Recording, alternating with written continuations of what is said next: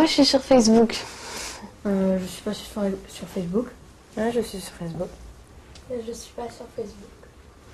Le terme de réseau social n'est absolument pas connu de mes élèves lorsqu'on présente le terme pour la première fois en séance d'éducation média Internet à des élèves âgés de 11 à 15 ans.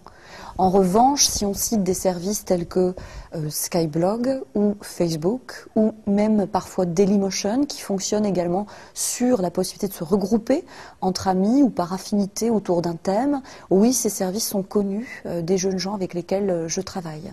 J'avais beaucoup d'amis sur Facebook, donc je me suis dit je vais m'inscrire. Enfin, surtout je voyais mon frère sur Facebook, donc j'ai voulu m'y inscrire aussi.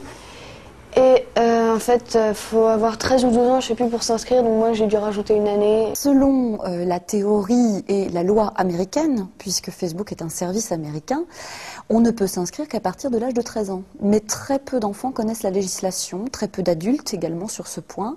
Et j'ai eu connaissance d'élèves qui s'étaient inscrits avant l'âge de 13 ans, que nous avons conseillés et qui ont tenté, tant bien que mal, de quitter ce réseau social. Moi, j'y suis environ une année, parce que j'ai entendu mes amis en parler tout le temps. On va sur Facebook, c'est bien, on va sur Facebook. Donc je me suis inscrite, je ne savais pas en quoi ça consistait, je savais juste qu'on avait des amis, enfin on parle à nos amis et tout ça, je ne savais pas exactement qu'est-ce que c'était, donc au fil du temps j'ai commencé à comprendre.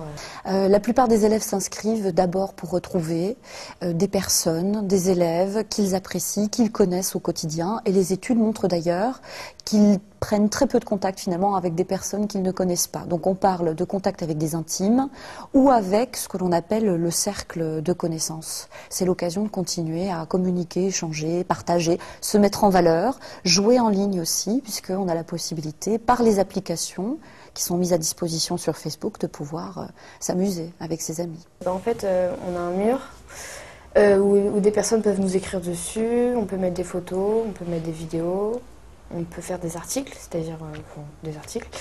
Et moi, j'y vais généralement pour voir si des personnes m'ont envoyé des messages, pour voir si des personnes ont commenté mes photos, ou si par exemple des amis à moi ne sont pas sur MSN, ils peuvent être sur Facebook, donc je leur parle sur Facebook. J'ai une centaine d'amis sur Facebook, mais souvent c'est des amis d'amis ou voilà, des gens que j'ai vus pas beaucoup, une fois. C'est pas que des amis du collège. J'ai environ 200 amis sur Facebook, mais je les connais pas forcément tous. C'est la prolongation, c'est le prolongement des activités qui se déroulent dans la vie réelle, avec un filtre auquel les élèves n'ont pas forcément le réflexe de penser. Tout ce qui va être publié sur ces sites, s'ils n'ont pas mis en place certains éléments de réflexion et de protection, va être disponible finalement et à la portée de tous.